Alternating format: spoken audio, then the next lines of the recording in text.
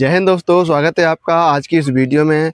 आज की वीडियो में हम पराशर के प्रकार देखेंगे और व्युत्क्रम पराशर क्या होता है वो भी आज की वीडियो में समझ लेंगे। इससे पहले वाले वीडियो में आपने पराशर क्या होता है, अर्धपारगम झिल्ली क्या होती है वो सभी पढ़ लिया था। नई वीडियो देखा है तो आई बटन पर जाइए, नहीं इस वीडियो के डिस्क्रिप्शन में जाइए, वहाँ पर भी लिंक मिल जाएगी। ठीक है, तो चलिए स्टार्ट कर लेते हैं पराशर के प्रकार। पराशर के प्रकार स्टार्ट करते हैं। ये दो प्रकार का होता है। ये कितने प्रकार का होता है? ये दो प्रकार का होता है। कितने प्रकार का होता है? दो प्रकार का होता है।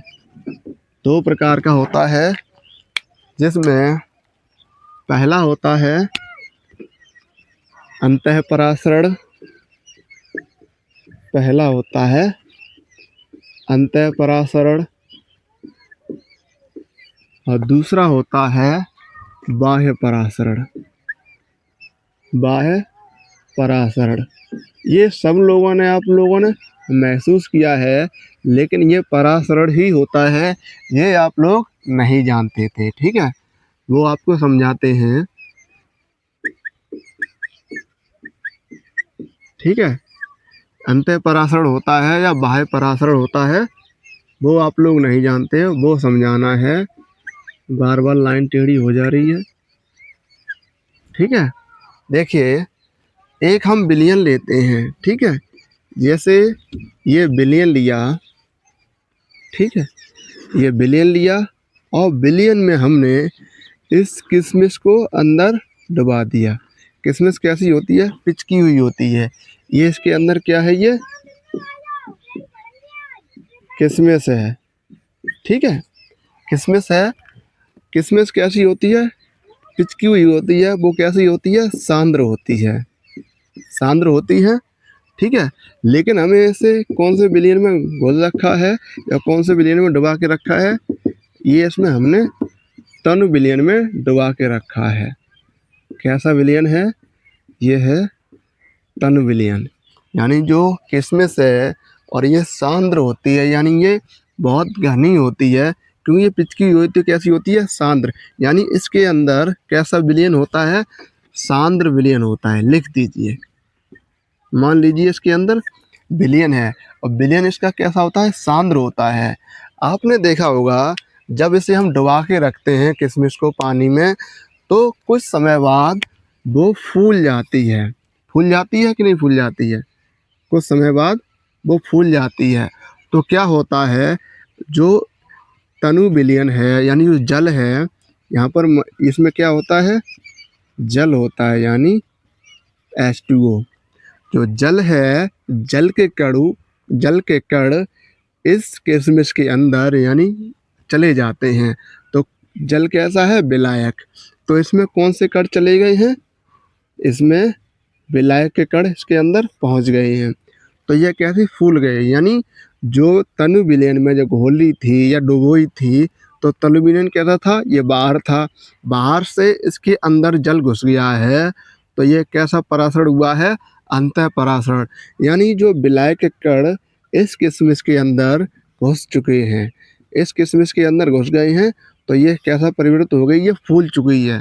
तो ये कैसा है पराशरण? ये अंतःपराशरण है। ठीक है, अब बाह्य पराशरण देखते हैं। जैसे आप अगर एक बिलियन लोगे, ठीक है, और बिलियन बहुत ही संतृप्त है। संतृप्त बिलियन क्या होता है वो हमने आपको पहले वाले वीडियो में समझा रखा है। इस चैनल का जो पहला वीडियो था उसमें हमने बिलियन और बिलियन के प्रकार बताए थे। ठीक है, ये जो बिलियन है कैसा है? ये चीनी का संतृप्त बिलियन है। चीनी का संतृप्त विलयन है। चीनी का संतृप्त विलयन है। संतृप्त से मतलब क्या होता है? बहुत ही सांद्र या बहुत गाढ़ा, यही तो होता है। अब इसमें हमने एक अंगूर डाल दिया। क्या डाल दिया? एक अंगूर डाल दिया। अंगूर में जानते हो, हमने बता दिया था पहले वाले वीडियो में, अंगूर और किशमिश ये कैसी होती हैं? अर्धपारगम झिल्ली होती हैं। इसमें हमने क्या डाल दिया है? इसमें डाल दिया है अंगूर डाल दिया है। अब अंगूर कैसा होता है, उसमें पानी की मात्रा बहुत ज़्यादा होती है, तो अंगूर के अंदर कैसा विलयन होता है, वो तनु विलयन होता है। लेकिन आपने पराशरण पढ़ा है, पराशरण क्या करता है, इसमें जो विलायक कण तनु विलयन से सांद्र विलयन की ओर गमन करते हैं। ठीक है, ये आपने पढ़ रखा है। लेकिन इसमें क्या होगा, जो अंगूर है, अंगूर कुछ समय बाद ये पिचक जाएगा, तो इसके अंदर से जो जल है यानी विलायक कण हैं, तनु विलयन से इस सांद्र विलयन की ओर अपने आप निकल जाएंगे या गमन कर जाएंगे। तो तनु विलयन से सांद्र विलयन की ओर विलायक कण गमन करेंगे, तो इसके अंदर से विलायक कण निकल रहे हैं, तो ये कैसा हो जाएगा, बाह्य पराशरण, यानी अंदर से बाहर जा रहे हैं तो बाह्य पराशरण, और बाहर से अंदर जा रहा है तो अंतः पराशरण हो जाएगा। ठीक है, समझ में आ गया।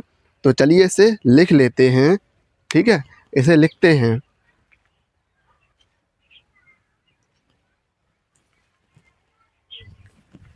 लिखते हैं इसे, जैसे जब किसी, लिखेंगे जब किसी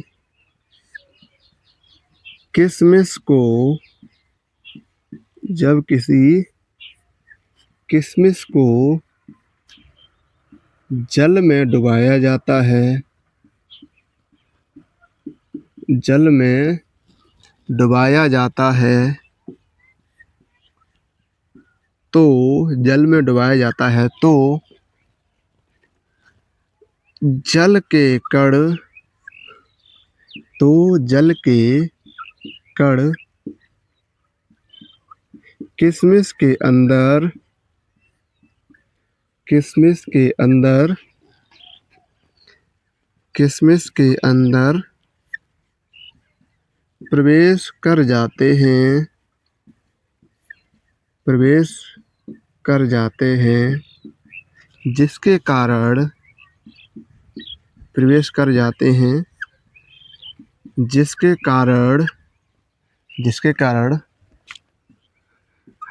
कुछ समय बाद, जिसके कारण कुछ समय बाद किशमिश फूल जाती है, कुछ समय बाद किशमिश फूल जाती है, जिसके कारण किशमिश फूल जाती है, जो एक अंतः परासरण, जो कि एक अंतः परासरण की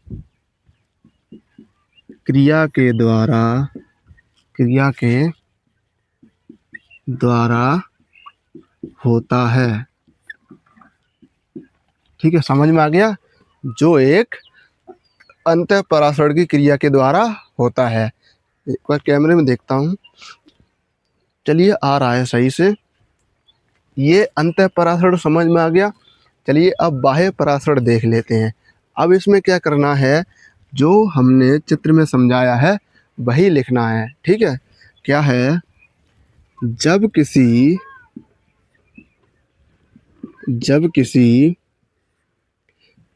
अंगूर को, जब किसी अंगूर को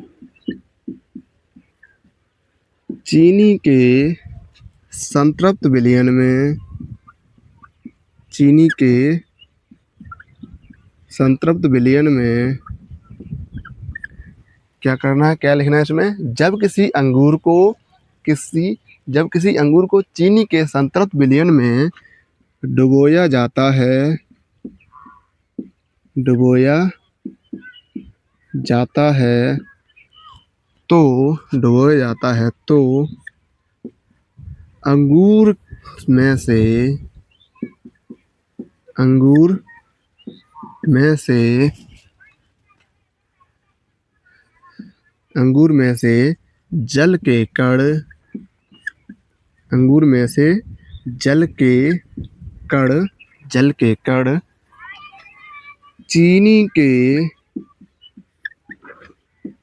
के संतृप्त विलयन में, चीनी के संतृप्त विलयन में, चीनी के संतृप्त विलयन में बाहर आ जाते हैं, चीनी के संतृप्त विलयन में बाहर आ जाते हैं, जो कि बाह्य परासरण, जो कि बाह्य परासरण, जो कि बाह्य परासरण की क्रिया के द्वारा, की क्रिया के द्वारा संभव होता है। किसके कारण संभव होता है? बाह्य परासरण की क्रिया। बाह्य परासरण क्या होता है? जब कोई चीज़ अंदर से बाहर निकल रही है तो वो बाह्य परासरण है, और बाहर से अंदर जा रही है तो वो अंतः परासरण है। परासरण के प्रकार कौन कौन से थे? 2 प्रकार थे, एक अंतः परासरण और दूसरा बाह्य परासरण। देखिए, अंतः परासरण में क्या था? जो किशमिश थी, अगर उसे हम जल में डाल रहे थे तो कैसी वो फूल जा रही है, तो मतलब जो इस जल के जो कण हैं इसके अंदर प्रवेश कर रहे हैं, यानी बाहर से अंदर की ओर जा रहे हैं, तो वो अंतः परासरण हो जाएगा। ठीक है। और इसमें अंदर से बाहर निकल रहे हैं इस जल के कण या तनु विलयन के कण, तो अंदर से बाहर निकल रहे हैं तो वो बाह्य परासरण हो गया। ठीक है। परासरण उम्मीद करता हूँ दोनों आपको अच्छे से समझ में आ गया होगा, अंतः परासरण और बाह्य परासरण। लिख लीजिए। इसके बाद आपको एक टॉपिक और करा देता हूँ, व्युत्क्रम परासरण। ठीक है। व्युत्क्रम परासरण समझने से पहले आप परासरण दाब समझ लेंगे तो ज़्यादा बेहतर होगा। तो कल की वीडियो में आपको परासरण दाब और परासरण और विसरण में अंतर समझा देंगे।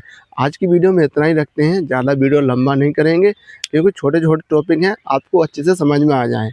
ठीक है। तो आज की वीडियो में इतना ही रखते हैं, मिलते हैं नेक्स्ट वीडियो में।